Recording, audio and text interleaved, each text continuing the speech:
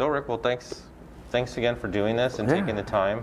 It is a Saturday. You know, everyone loves their weekend time, but Saturdays might always be not so much a vacation day for you or an off day. You probably always have. This is a work day usually. Yeah, usually a work day, Saturdays and Sundays. Pretty much. Work day. So that's the sports side of things. But in general, tell me about your journey in photography, and then how did it lead to what you do now? You know, way back. I'm gonna date myself, but back when I was a little kid, I used to go to my grandfather's house, and he had a dark room with a red light, and he impressed upon me, like, dude, when you see that light on, do not open the door. I'm like, okay, I understand. I'm a little kid. I got it. And he was pretty stern about it. He was a great person. He was very loving and gentle. He taught me a lot, but he was like, that light's on. You do not enter, ever. Like, okay, got it. I didn't, and he and my father worked in the audio engineering. They worked for JBL, James B. Lansing. They made loudspeakers, and they were phenomenal at what they did. And I didn't realize at the time, and I was like 5 or 6, that some of the guys that would come over the house, you know, kind of scraggly looking, longer hair, like, who are these people? They don't look like the normal people they do. Well, it wasn't until I was much older that I found out who they were, and I'll circle back to that. But my dad and grandfather used to go out, and they had films, and they were with Minolta and Pentax back in the day, and I said, I want to do something. So they got me a small Kodak camera, went in, and they said, all right, this is you get 36 exposures, but you have to pay for the development. So whether you're mowing a lawn and I was like 7 or 8 when this was going on. And I was like, okay, I get it. But it taught me to be judicial in capturing or creating a photograph.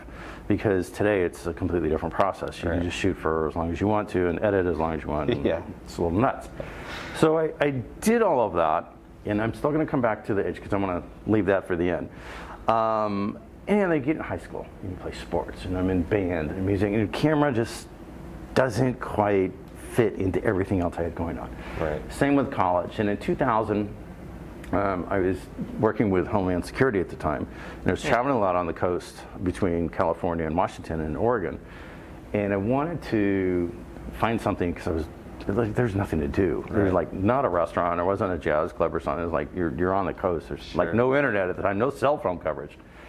And I picked up was it an Olympus? It looked like an all-in-one digital. I don't remember the model, but I had best time. It was 1.3 megapixels. I was like, woohoo! I think it was $1,200. I'm rocking, man. Look at me, what I can do. And I'll never forget, you know, the first images is where I learned how to play with gels and put a gel in front of it and handhold and shoot and do stuff around the coast. But I learned. And then that took a while, and then I got into it, and I got real serious in 2009 when working for Microsoft. I had just launched Connect, and I got to meet Corky Traywin, who is the Sounders and Seahawks team photographer, and an icon here in Seattle, quite frankly. He's been with the teams for 43 years, the Seahawks all 12 with the Sounders. And I've been with the Sounders with him all 12 until this year. I've taken a step back.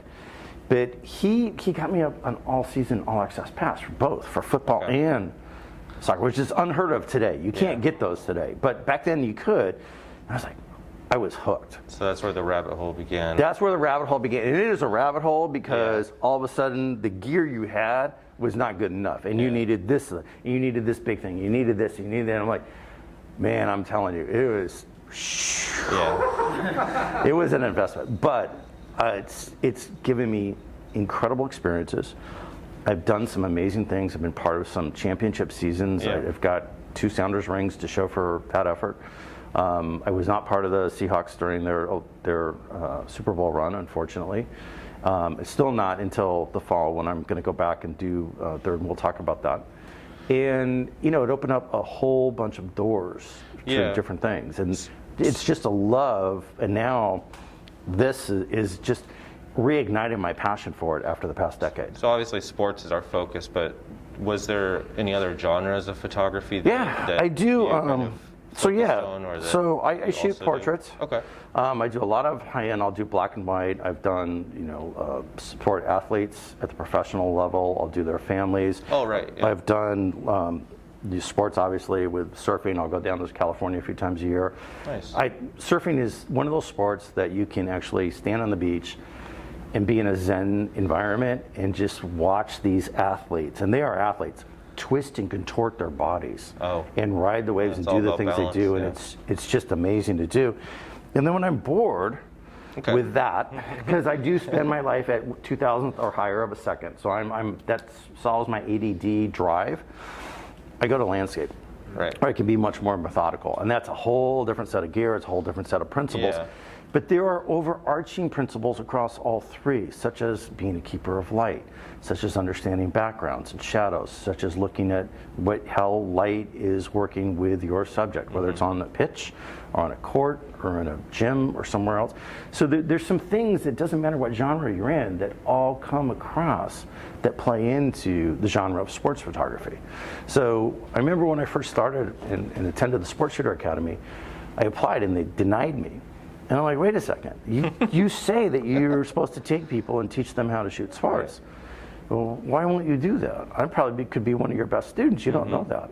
They said, well, we see your website, it's mostly landscape or portraits, not really sports. I'm like, because I haven't had an opportunity. Yeah. How am I gonna learn if I don't, it's like the chicken and the egg.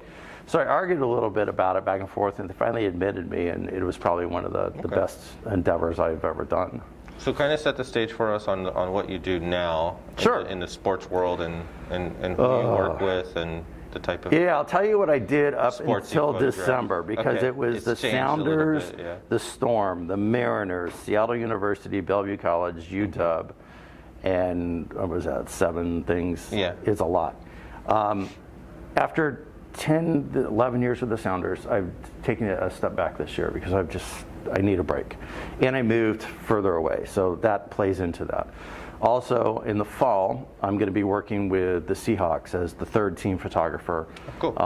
And the interesting thing about that is each week we're going to get a different assignment. So I'm not on the field. Oh, okay. I could be in the stands shooting fans and the interaction they have, or the face paints, or the emotions.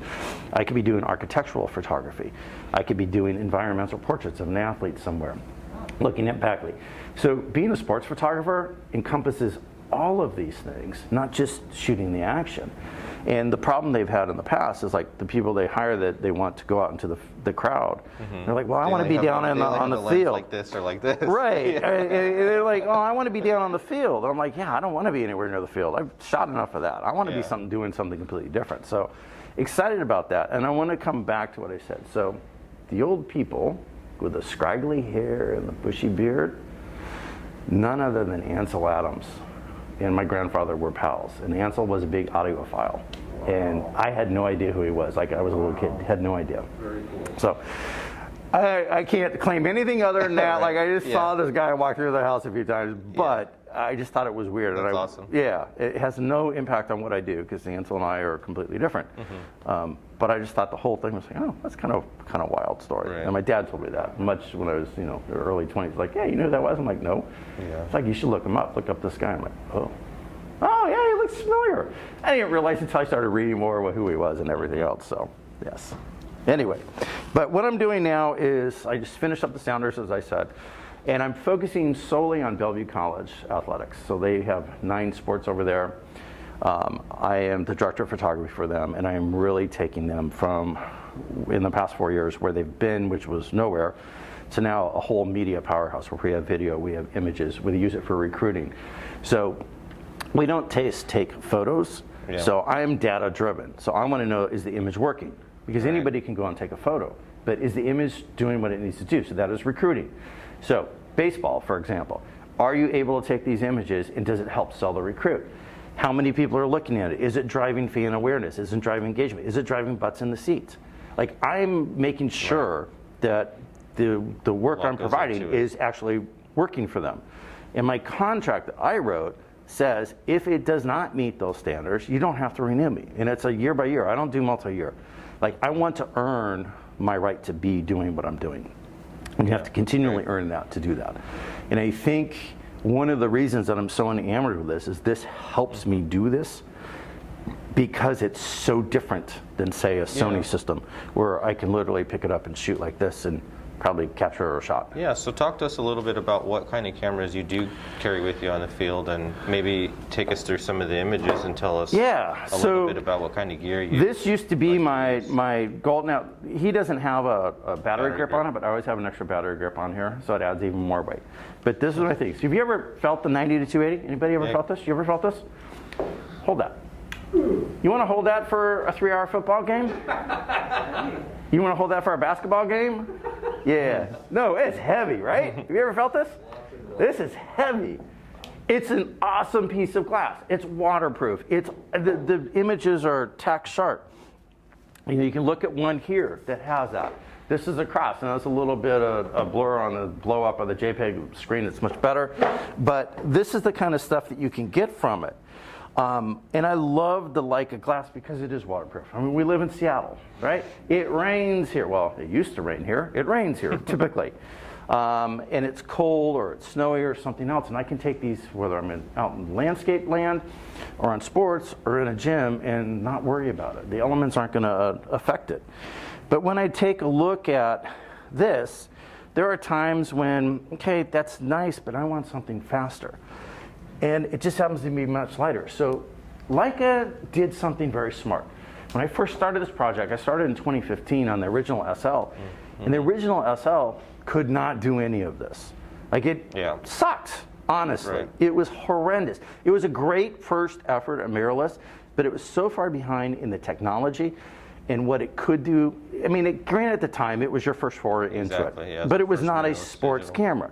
And even today, when I came out on the pitches, I get people like Seattle Times, Dean Brutz, look at me like, the hell are you doing now? I'm like, wait till you see. Yeah. But your L-mount alliance has opened up a huge creative possibility, and this is the 70-200. So, notice that there's focal buttons here on the side. So you can program this to go to crop into ASPC mode. You can't on the Leica lenses. So in a one fell swoop, I could be at 70-200 f2.8, or I could be at 1.4, so 105 to 350, somewhere in there, something like that, in a crop front like that. So now I've got multiple functionality use with a lens on a camera, and I've eliminated having to switch and carry, so I can be a little bit more judicious in what I'm doing with it. But that's not and you have the only resolution on the SL2 to be able to handle. Right, you have the resolution to do it. So when I look at, I'm gonna get to this one. So this was taken with the 150 to 600. This is from center field, standing by the TV camera, looking straight back at 600 at 6.3. Feel that. That's a 600 6.3 for a Leica, right? 150 to 600, 5.6 to 6.3. That thing is amazing. But this didn't exist in 2015, it exists now. And this L-mount alliance, this is why I get so excited about the Leica system, because at 20 frames a second, with the incredible autofocus that they have, and I'm going to be honest, I'm not the fanboy.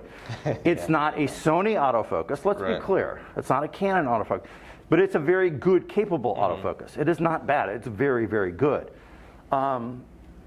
You can do some amazing stuff that I would have to spend $12,000 for a 600 to do, and I can spend $1,500 and get the same kind of quality. Let me ask you this: when you're switching between the Leica native lens, like a 90-280 or something like this, do you notice any loss of speed, loss of quality, or anything like that with the L-mount alliance? Like the focus speed is comparable?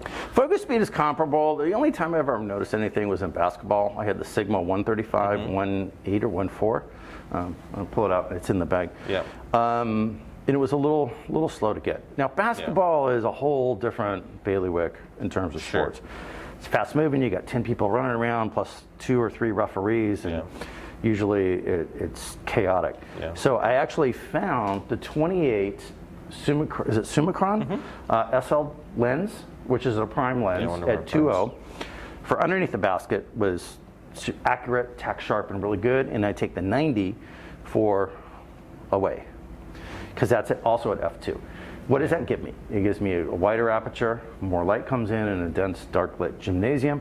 It also gives me a faster speed, and it gives me a prime lens I don't have to worry about. It's just like boom. And I will say, as much as I love, and I am enamored with the M lenses, and we'll talk about why this is sitting on an SL2, or the M system that I've recently become familiar with, the Summicron lineup at APOs with the SL system are by far the sharpest lens Leica makes. Yeah. I mean, I don't think you're going to give me any feedback on that that's different. No. They are tack sharp, wicked sharp, wide open, and if you're shooting sports, I can't recommend anything better. And quite honestly, I'm becoming so much, with the exception of the shots long distance or wide like this. Especially when you're talking about the environmental stuff you have to get into, if you're doing team shots. Or architectural like this. Yeah, like go up and get something stuff. during the... So was this with the M lens, or did you use a third-party lens? No, this was the Sigma 12 to 24. 12 to 24. So it gives me the whole wide angle, right? So we talk about the trifecta of lenses. We talk about the 12 to 24. Like if you were starting out today, you'd get 3 lenses. You'd get a 12 to 24, you get a 24 to 70, and a 70 to 200. It pretty much covers everything most people need. It will not cover true sports like the reach and things like that, but for most uses it would, right? So if you have that, you're well on your way. And now you have the ability to have a prime at 2.8, a 70 to 200, a 150 to 6, which you saw the background. I'm like, it was obviously more in focus than an f2 or an f2.8 would be. But it's still very acceptable for what you're shooting for sports. And the distance and reach you get is great. And the cost to own ratio is significantly less than a Sony, a Nikon, or a Canon prime lens at 12,000 or higher. Yeah. Don't know a lot of people that have 12,000 laying around for one lens. Now that said, there's $12,000 that you guys make too for lenses, but I'm not going to spend that for a knock. I don't need that. Right. So when you talk about all those lenses and all that different gear, obviously for each event you're going to shoot, you're going to know what you're having to take care of before you get there. So this is one of 4 bags. Okay. Yeah. Talk to us about what your preparation checklist. It depends on the sport. Sure. So pick a sport, and I can tell you which one. Yeah, there's a good soccer one here. So let's think about soccer. Anybody been to a soccer match or follow soccer? You guys been? So you know it's about 3 hours that you're in the stadium, right? I'm there for 7 hours. I'm there 2.5 hours prior. They have the match, and then I'm there for about an hour and a half afterwards. Maybe 2 hours. Why am I there early? It doesn't matter. 10 years, I still walk the stadium. I want to look at the angles. I keep a notebook. I don't think it's in there, but I have a notebook of every single game, the time, and the conditions, and where the position of the sun is. So I know when I can go back in April, on April 17th, I know that the sun's going to be at 47 degrees north, it's going to be up, and it's going to come down as it crosses over. There's backlit opportunities through the doors of the stadium on the north side of the stadium, or the east side of the stadium, sorry. I know that that's going to happen because I've kept tracks. And I learned that from a photographer by the name of Brad Mangian. And Brad is the San Francisco Giants. He's a baseball photographer. He's phenomenal. But Brad shared that one time in a lecture, and I was like, hey, I'm going to steal that. And there's nothing wrong with that, because that's a good practice to have. But I have the conditions. I know the conditions at baseball for Bellevue College. I know it in the gym. I know what the settings of the lights are. Corky and I, who are good friends today, are always talking about, hey, I was shooting this. Do you agree? I'm like, yeah, or you could go up too, and here's what I found the difference. So it really, that has helped. But if you're shooting this, I'm always going to shoot. In the past, let me just say this, until I did this experiment, I always shot 3 lenses. I shot a 70 to 200, I would shoot a 400, and I would shoot the 24 to 70. And now, I shoot a 135 for close range stuff by the goal, because I'm usually at the goal. So if this is the goal, I'm at one corner over here, shooting this way. Right? I don't at the sounders. So if this is the goal, this side of the stadium where the slalom seating, when people sit on the sidelines, there's electronic scoreboards. So in sports photography, you want to be aware of your backgrounds. And your background includes those scoreboards. Now, I don't know if you've ever shot anything with electronic scoreboard, but if you get, it's frequency, but also if it gets a purple thing with a purple jersey, you're like, who is where doing what? So I never shoot this side. I'm always shooting this side toward the benches. So I will always position myself back here in that corner. So I have a 135 for this viewpoint up to like outside of the box, maybe 10 yards outside of the box. Anything past that, I was taking the 150 to 600 and using. So taking 2 cameras now and just using both of those areas. So when we're looking at this soccer shot again, 135. Is this Do you shoot mostly in continuous? Like, is this a frame from a series? So I don't shoot the highest level you have on Leica. Okay. I haven't figured out why you guys have that, because it doesn't seem to match up to something. I've shot in you have like continuous low, medium, and high, and super high, or whatever. Which is electronic shutter. Yeah. Right. I use spot metering. I will use auto ISO because the camera is far smarter than I am. Yeah. And the electronics are just so superior than what I can do in my brain. And I will shoot shutters starting at 2000 and go up. I will shoot wide open, and I'm using a 135 again as they're coming towards me in this. And then far away, as we'll see some of the shots, I'm using the 150 to 600. So when you start a match like this and you're documenting everything, do they give you like a shot list, or do you have complete freedom to just capture it depends. It's a great question, and it depends. There are times when I have a very specific, we want to see shots of the fans. So for example, Vancouver Whitecaps were here a couple years ago, and it was right when they found the indigenous children graves in Canada, and all of that was going on. So the armbands, they wanted us to get shots of that and tell the holistic story of the human side of what was going on. Soccer seems to be a lot more inclusive than other sports, and so there's this broad-based community, whether, yes, you're rivals on the pitch, but outside of it, we're one, and we work with each other. So I was able to go up to the Vancouver, they had their orange bands on commemorating that. All their press people had something on. And then talk about that in a little bit, and we showed the Vancouver fans that had traveled down, how they were displaying all that. Then we showed our fans supporting that movement of what was going on, which is good. So there was that element.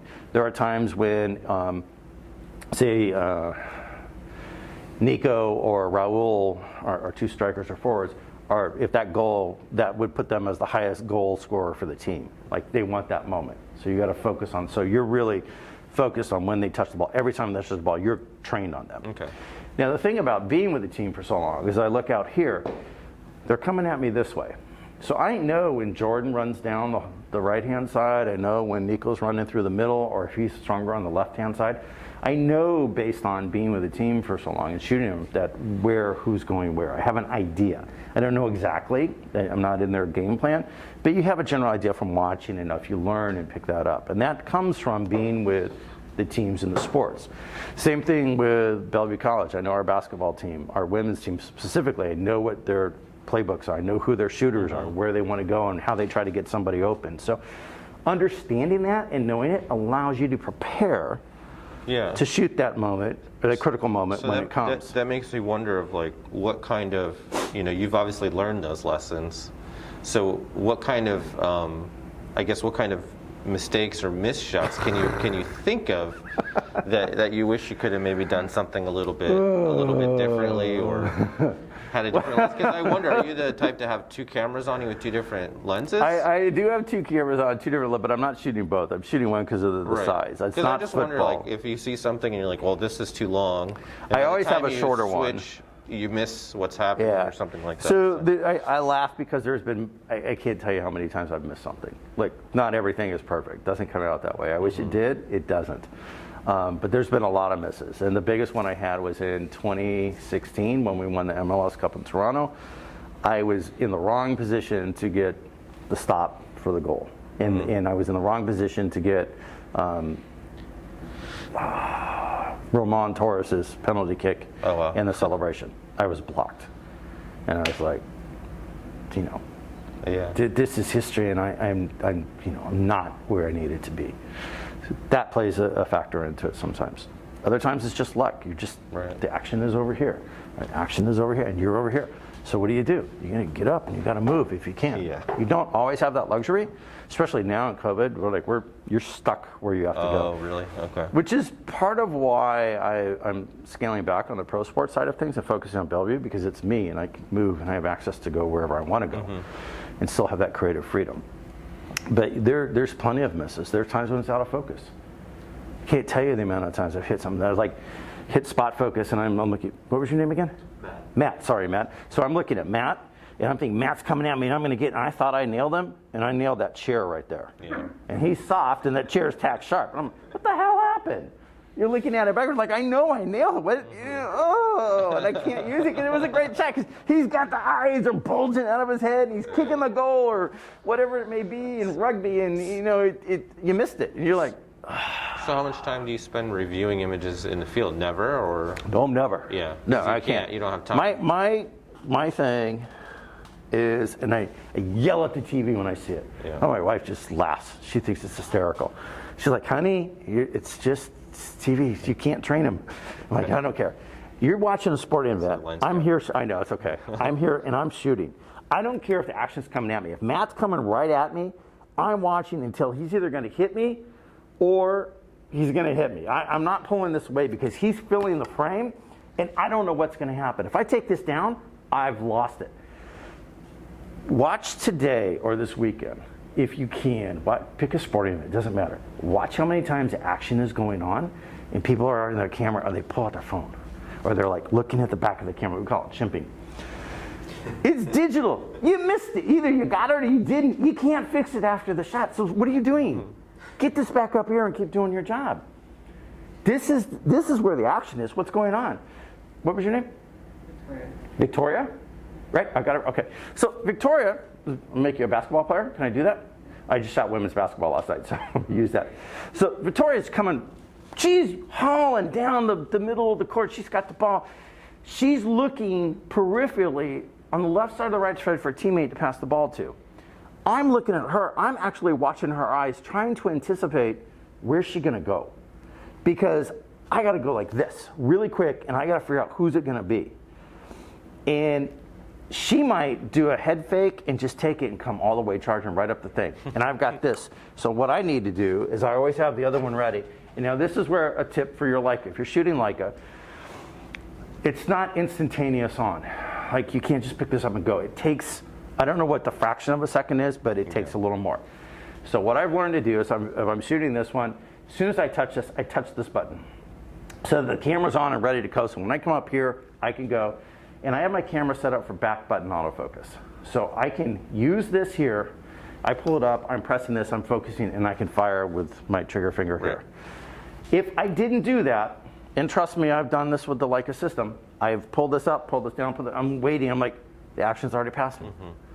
I can't tell you how many times it took me to do that with the Leica system to figure it out. And this is the difference between Leica and other systems, is that there are nuances. It is not a nit or a pick, but it's a nuance in the way the mechanics are, the way it works. And so you have to understand, I don't care if you shoot a Sony, a Canon, a Nikon, a Fuji, it doesn't matter. That camera system operates and accelerates and acquires at a different rate than everybody else, and you have to understand that. And that's where I think being a musician and a drummer specifically, keeping beat and time, I can relate to that. Like I feel it. I'm like, okay, this is like one, and then you know others like that, and the other one's like, and you kind of figure it out where it is and where you want to go. But once you have it, man, all of a sudden the hit rate is just skyrockets. So I mean, we've talked about this too a little bit. You've obviously shot with other brands, and you probably still use other brands of cameras. Like, what's the biggest, what's the biggest advantage for you? I mean, just strictly talking about maybe the user experience and user interface between what we offer and what may be another. So first of all, if you all haven't seen the interface, so this is what it looks like. So I'm gonna walk over here. So let's say I want to shoot video. I just hit video. There's my video settings. And then I can use the wheel and move to wherever I want to go. And whoops, I covered it and do it. If I come back to photo, I've got it. So if I click on menu again, I can get right into the menu and I can use the wheel to go to where I want to go. I don't know what Canon's like. I don't know what Nikon's like. I can tell you what Sony's like, and it is not like this. This is what a menu system should be. Well, this is amazing, and I think what you've done with this menu system is so simple. And the fact that I have 3, 4, 5, 6 customizable buttons on the camera. 2 more in the front too. And then 2 more in the front are amazing. So, for example, if I'm shooting baseball, it's slower, okay? So it's much slower. So I can take the 150 to 600 and attach it, not with my little M lens on there. I can go out there. I have a button right here at the top that I have pre-focused that zooms in. So it gives me 100% magnification. So I can look at, am I sharp or not? Not like if I'm off a little bit, I can't use the image. I want to be really, really sharp. I will do that because it's baseball. He's got multiple swings. He's not going to like hit the home run on the first pitch, usually. Yeah. So you have that affordability. You don't have that in soccer. You don't have that in basketball. So you have to be able to adapt to what you're looking at. And you have to be able to look, I'm like, okay, I'm going to pre-focus. I'm going to know it's down here, or I'm going to shoot this way because I want to do something different. Yeah. So do you find that the sheer amount of function buttons on other cameras kind of distracts you? It's not, well, it's not so much the function buttons, it's just the amount of stuff that is not needed. Like, quite honestly, I love that the SL2S has video. Take the video off of this. Right. Like, I want a sports camera that doesn't have video. If I wanted a video, I'd get a video camera. I don't want a camera. I don't even want my S3 to have video on it, to be honest. I'm not going to use it for that. I get that there's a small portion of the community out there in the world that will do that, but sports, I want a camera that I can customize, boom, boom, hit the buttons, here I go. I can tag it. Here's one thing I want Leica to do. You don't have a way for me to tag in camera. So let's say, you were asking about, do I look in the back of the camera? Basketball, timeout. Sure, now I may go back a few frames. I remember that when Victoria was running at me, I want to get this one shot, right? I don't have a way to rate it. There's no way to program that in there. There's no way to tag it. I'm like, that needs to, that should be a firmware update. Right? That's a thing I would give back. Now, again, this camera wasn't designed for what I'm trying to make it do. I'm trying to make it do things that are not done. And I want to share that a little bit. Back in 2015, or this came out 16? SL2, 18. Everybody that wrote an article about, oh, this is great, 20 frames a second, it can do all this stuff, but it can't shoot sports. I'm like, yes, it can. You just don't know how to use it. You're a journalist. It's not knocking a journalist. It's just like you don't know how to use this camera. You can. You just haven't done it. You want to assume that because Sony, I'm going to pick on Sony right now, has made everything easy with their autofocus and you point and click and you just like, you can fire a shot and you're going to get lucky. That's not creating a photograph. Right? I set out to dispel that myth and to prove that wrong. And that's why I started this project. It's like, you can do so much more with this. And now I can take this camera, I can do my sports, then I could go put an M lens on it, which, surprise, surprise, Leica interchangeable lenses on different systems. All right, I didn't think about it. I've been a traditionalist. I've been S lenses with S, SL lenses with S, L, M with M, right? T with T, whatever. I don't know what the rest of the you got them all. is. Right. I don't have them all, but that.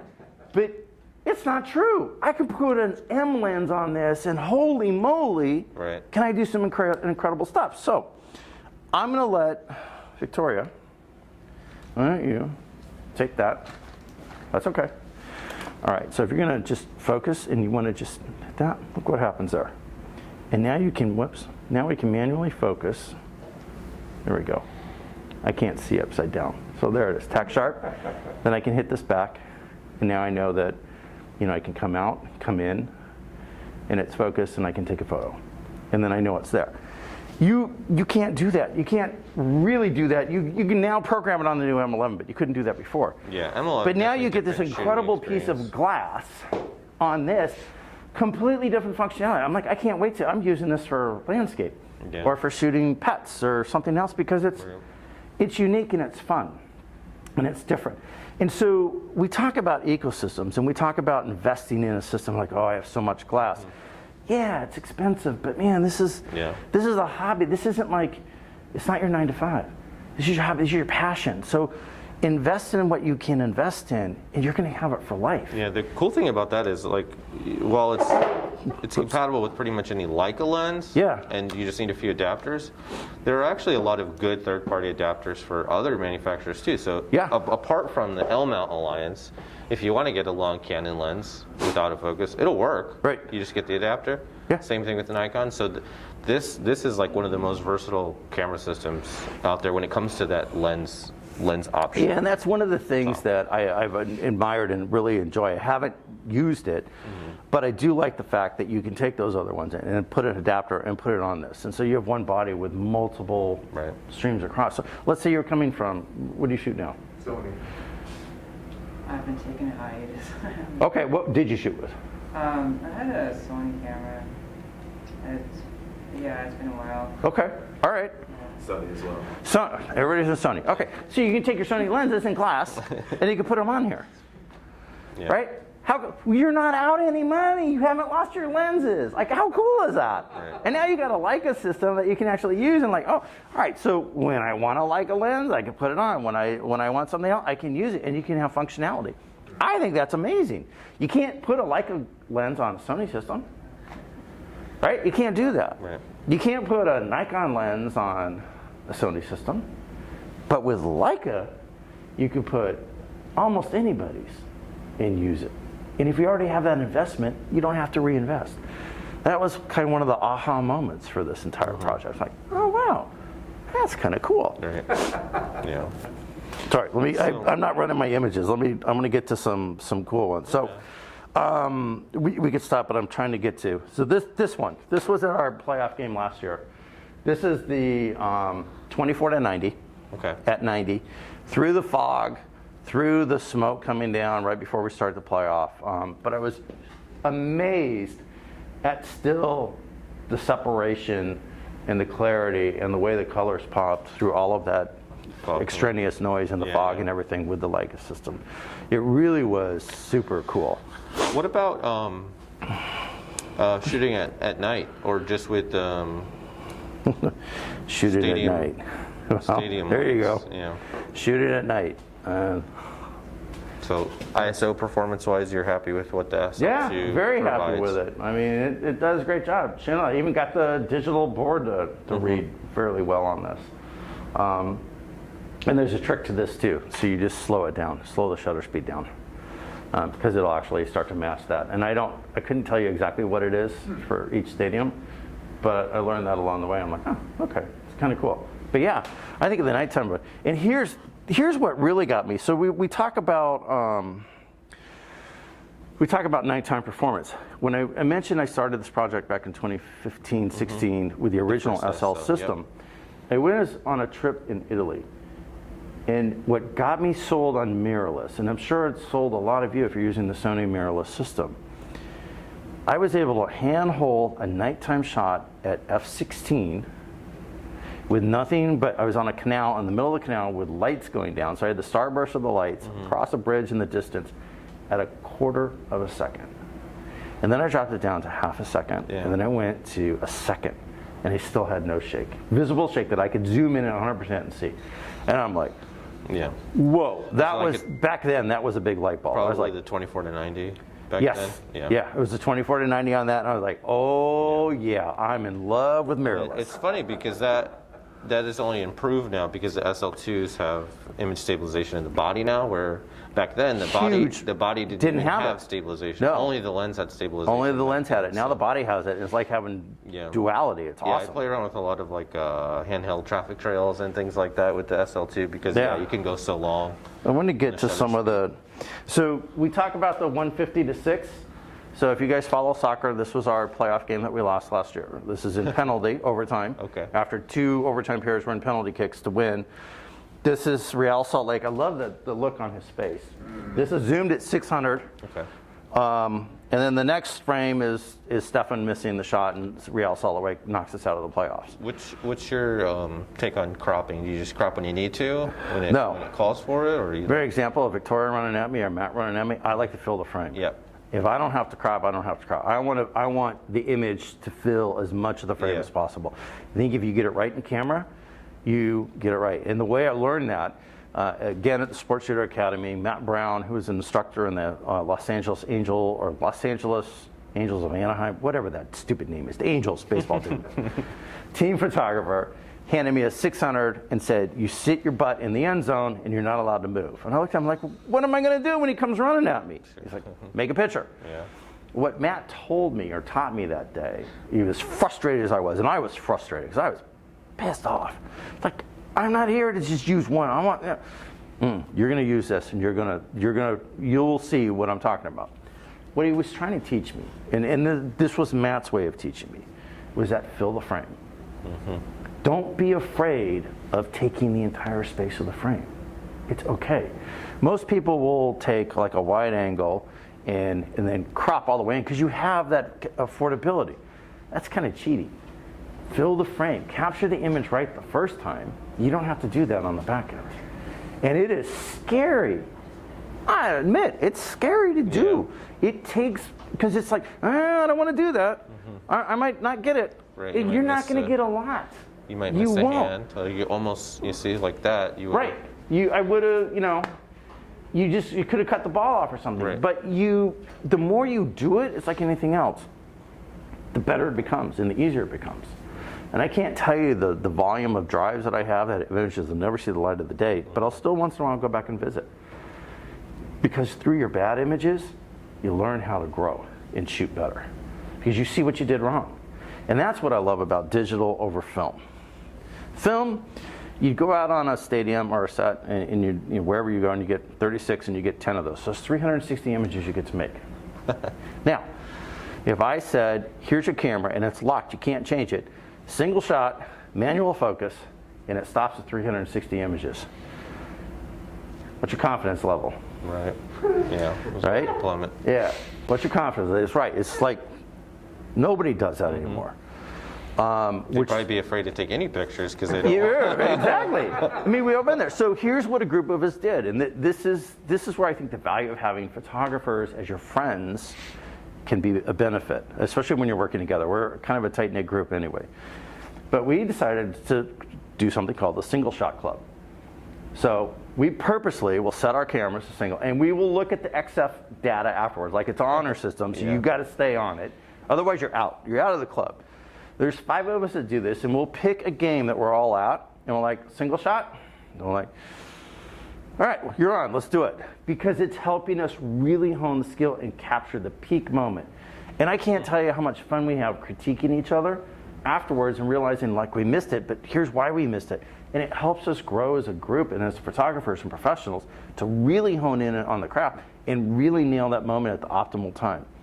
And instead of rapid shutter at 30 frames or 20 frames or God knows what is, Nikon's what, 120 frames? I have no idea why you'd want to edit 120 frames a second over a 3-hour match. You'd be going to be there for hours. Yeah. But still, like, it's crazy what you can do in this digital realm. But you throw 65 to 75% of that away at the end of the match. Sure. So why not work harder and try to get it right? So we've done that. We don't do it all the time, but it is kind of fun to do that, just as an added attraction of what we do. Yeah. And it's much easier on sports that don't move as fast. Baseball, softball. It's not easy on soccer, football, volleyball, basketball.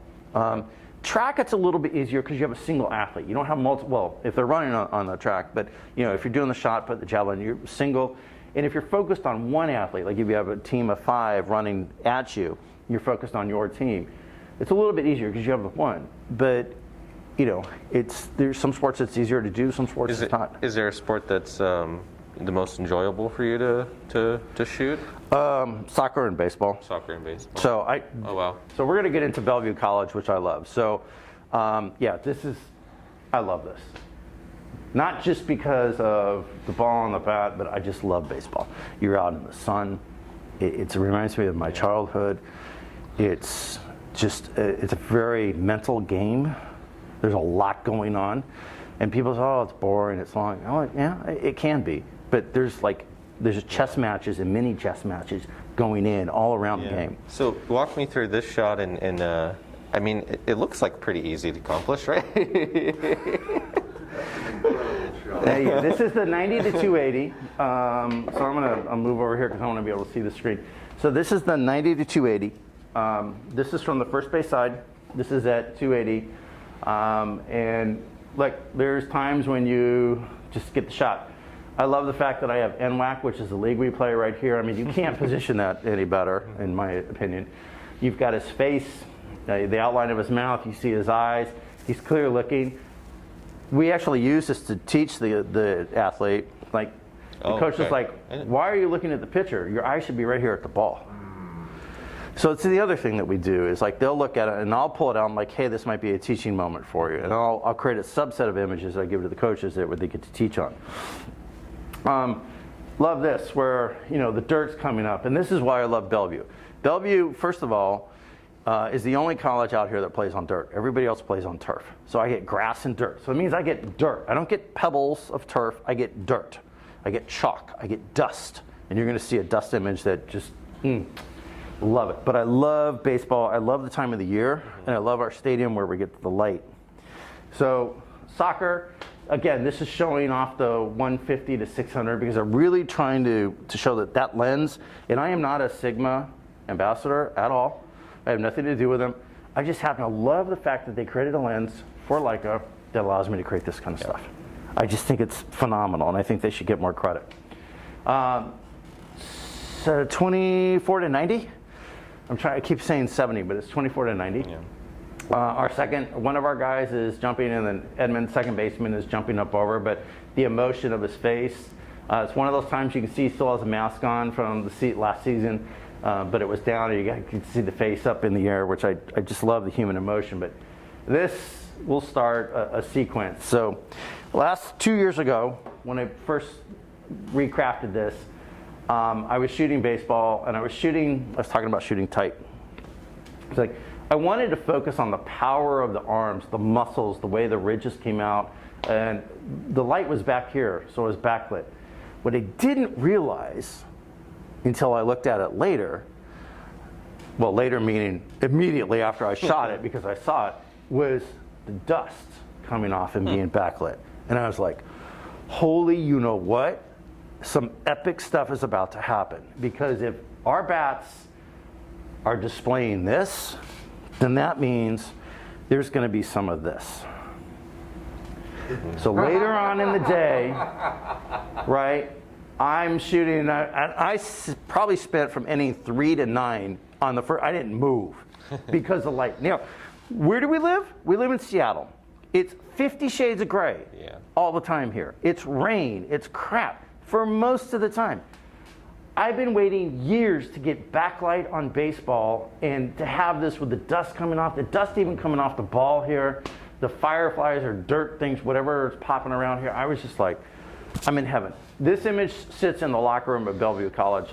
They've now plastered their whole gym area with images, kind of like the fathead style, but they're floor to ceiling on the walls, and this is the one in the baseball area because it's just, it was like an epic day of like, oh my God, this is, I'm not moving. Like, I will miss something if I move and leave this spot. This just makes me think of baseball cards and things like that. So are a lot of those, like, do they come from, I don't want to say staged, but are they posed for a lot of those? No, so it's funny you say that. I'll go back. So one of the things we're doing, right, we're all coming out of COVID. Oh, you're back on Valley. Yeah, whoops. Let me go back. So we're all coming out of COVID. And so, like, I'll even go back to this one because as much as I love this, I couldn't put this on like a baseball or trading card because I can't see the guy's face. So what I've done for Bellevue College this year is we've created a sizzle reel that's almost done. In fact, Kate and I have a mutual friend who's doing the editing for me. Talk about photographers in a small world. Trust me, it's a small world. You learn who the people are, and it just gets smaller and smaller because you find out you have people in common. But anyway, we're now doing the video to hype up the season. And in addition, for the very first time, we're creating baseball cards. Okay. You're not getting a stick of gum in the pack, but you're getting the baseball cards. And I've taken shots of action when they're actually playing a game or when pitchers are pitching and all that kind of stuff. And there are times when we'll do infield practice and I'm like, we're in uniform because we haven't been able to get the individual in the game that will do that. But I'd say 9 times out of 10, at least for us, they're not staged. They're actual game action photos that we're trying to take, and we're creating that. And here's the really cool thing that we're going to do.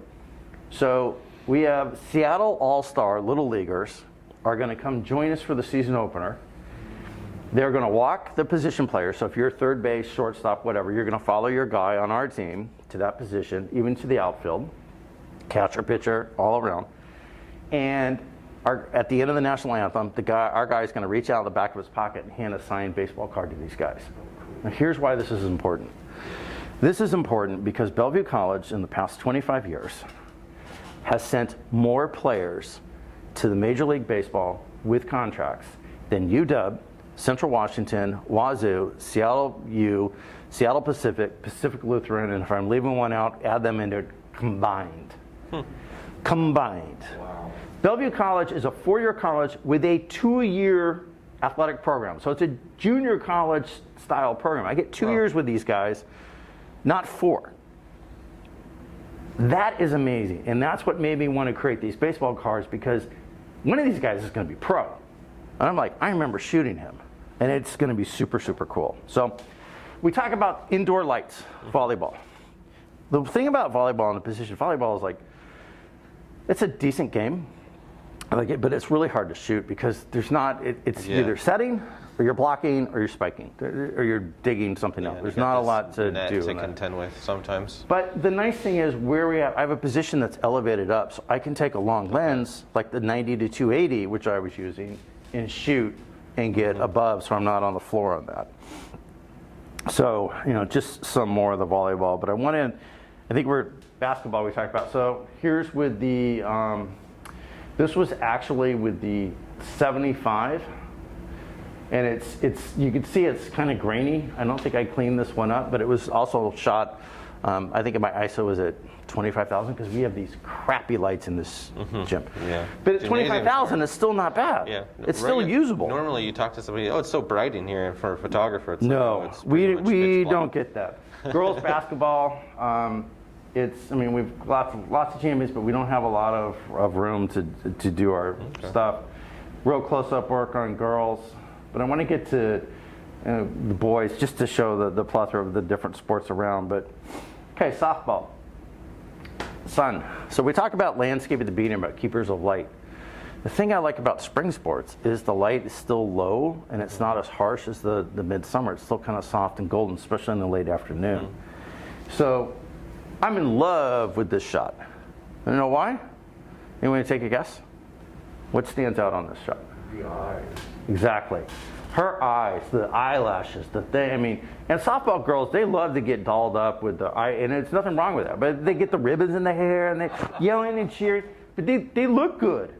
They actually look good. They take pride in that, and they look really good. And I've never seen an athlete with eyelashes like that in the eyes and the way that goes. But this is her picture on her trading card this year.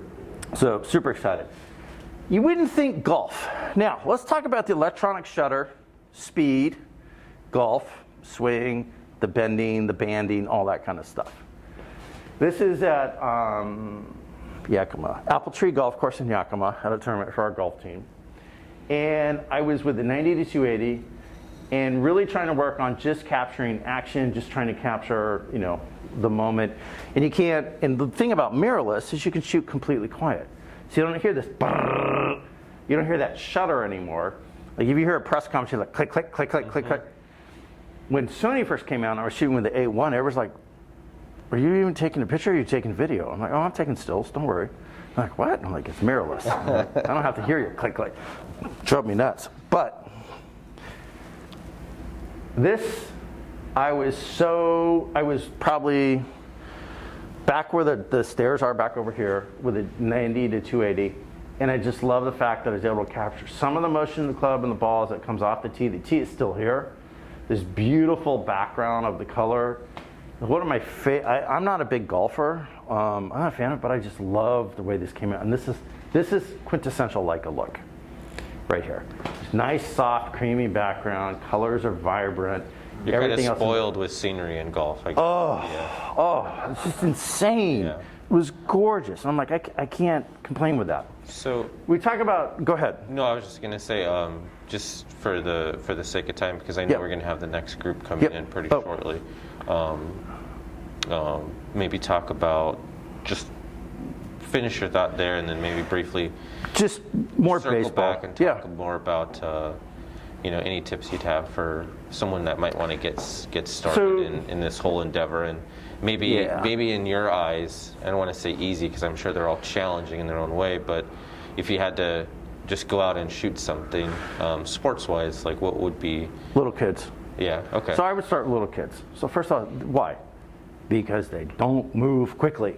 Yeah, they move like this. Right? They don't move like these guys do or these gals do. They don't move that fast. And even pro sports is even faster. So even if you go to like UW, their speed of play is quicker. You go to the pros, it's even quicker. So you constantly, as you move up, are having to readjust your tempo of how you're shooting, how you're anticipating. But I would start with small. So if you have kids or grandkids that are in dance recitals, t-ball, softball, flag football, soccer, little kickers. Like I don't know what they're called. I don't have kids, so I don't know all the little things. I would start there. In exchange for getting experience, tell the coach you'll give them the photos, and then I would say, look at some of the sports photographers in Seattle that you really like on Instagram or somewhere else, and follow them and see what they're doing. And understand, what is your style? What is it you want to do with it? Whether you're shooting hockey, whether you're shooting soccer or baseball, it doesn't matter. Like, what are you going to bring to the table that's different that hasn't been done before? And then surround yourself with some people that have been doing it for a while and pick their brain. Because I will tell you, nobody owns the knowledge. We don't own it. We've all crafted it. But it's incumbent upon us to pass it down and to share it, because it's not like if we harbor it, we own it. We're the only ones that can do it. That's not how it works. So reach out and go like, I'm always happy to talk about, like, hey, you want to do it? You want to critique something? Great, let's talk about it. Let's do it. How can I help you get better? But I'm also, you come to me, I'm not going to say, your name again was? Stan. I'm not going to say Stan. That was great, wonderful, good job. I see progress. I'm going to say, Stan, why am I looking at this? Let's go with what's wrong before we go with what's right, because there's a lot wrong with this. But it's not to say you're a crappy photographer, because you're not. But it's how can we learn from this? If you can understand what's wrong, you can quickly make those what's right. And so surrounding yourself with mentors that will share that knowledge with you and work with you and help you grow, that's important. If you get somebody that just says yes all the time, you're not doing yourself any favors. So start in the littles and work your ways up is what I would do. Okay. I mean, it's just a lot of fun. And then if you get a chance to, like, hey, I'm interested in learning more, can I hang out with you or something? I'm always bringing people out. When I'm not doing a major game, I'll bring them out to the college and say, yeah. In fact, so want to learn more? I'm actually teaching at the Academy. Leica Academy. I am, the Leica Academy. I think it's Mother's Day weekend. Okay. I'm not sure. Tom hasn't confirmed the dates. But we're going to be shooting baseball and softball at Bellevue College. Cool. So you're going to have complete access to the teams, everything that's going on. We're going to walk through your settings. I'm going to show you how to set this up and show you the positions, Do you use where presets? to go. I do the new presets that are on here to close out. I do. So I use the sports one, and I have them pushed all the way over. But I mean, for your own user profile, profiles. Oh, no. You just go with. I know. I should do it. I should do it, but in my notebook, I have what I need to do, and I just refer back to that. And I've done it for so long now in the stadiums, in the areas that I'm at, that it's like I know what this one needs to be. Okay. It's kind of part of the routine. And if I get out of the routine, then I'm like, okay, something's wrong. I'm like, I'm not. It's just, it's a hard thing to do. I've talked way too much. I'm sorry, guys. Any questions from you guys that have kind of crossed your mind through the course of all this? Go ahead, Stan. You talked about keeping the camera, and I understand that you're keeping the viewfinder at your eye as the athlete's closing on you. Yeah. So, at what point do you say, I need to move? Never. You just let the athlete keep coming. What if I get the shot? What if it's, I don't know, what if it's Odell Beckham Jr. from the Rams, right? And he's going to be diving, and I've got him coming right at me, and my camera's right, and I'm the one that's got that face. Why would I let that go? That could be a Pulitzer or an Emmy or ESPY or I don't know, magazine cover, something. Why would I let it go? Look, the pain will go away. I've seen people, look, you don't ever want to be in harm's way. You need to be aware of your surroundings. Let me be very clear. You do need to be aware. And if you feel like you're going to be in harm's way, move. Me personally, I'm not going to move. I'm going to get that shot because it's a once-in-a-lifetime opportunity to take that hit. I don't want the hit. I don't want my gear to get hit. But if I have that emotion on the face, Right. now if I have that action right here and it's coming at me, I'm the only one that's going to be able to get it. Somebody over here is going to get a side diagonal. Or over here, I'm getting it right here. So I'll take advantage of it until the very, very last second. And even then, I may duck and still hold the camera up and fire and maybe get lucky. But yeah, I'm going to stand there. Victoria. I have a question. Is photography and this kind of realm, sports photography, is it pretty solo? How is it collaborative? It depends on the team that you're working with or the school that you're working with. For instance, I continually work with Corky Traywin on projects outside of this. We shot all of Woodinville high schools, men and women's varsity and junior varsity, and all their select team basketball photos and all sorts of great stuff. They put posters up there and all that. But I have an opportunity to work together. We talk a lot. I'm always looking for a way to work with other photographers where it makes sense. The one thing I don't do, and one thing I never ask other photographers to do, is work for free. I'm not going to do that, not this far in my career. And I don't think photographers should work for free because I think it just damages the entire system all the way down. That aside, I'm looking for opportunities where I can bring somebody along. If it's a teaching moment, and people want to learn, I'm all for it. Come out, get your chops. Yeah, let's go. Let's talk about it. How can I help you grow? Because that's an important part of giving back to what we're doing, right? When you talk about teamwork, there are two people with the Seahawks, and they're going to look at me potentially as a trial during the preseason, see how this works. So it's B3. So it's like, okay, you'll have your assignment, but how you interact together, how you do. And it's like anything else, treat each other with respect. You don't step on their toes. You don't go, you suck, or When I you're hate out Rick. there working with multiple photographers covering one game, is there any communication? Like, do you guys have radios? Or I'm going to move here, I'm going to move there? No You just kind of radios, watch but each other? you kind of look where everybody is. But especially like Bellevue, it's only me, so I don't have to worry about it. But the Sounders, I always took that spot over there. I knew where I was going to be. I know other people would take their spots, and it was kind of Okay. And during the pandemic, that we just couldn't happens move. over Prior to the pandemic, you could move back and forth. So sometimes you might be here, but all the action's down there in the first half. You're like, man, I got to get down there because I'm missing the game. Well, those days are gone, at least at the pro level. Wow. Same thing with baseball. So, but it's a small world, so you just treat each other the way you want to be treated and work with them.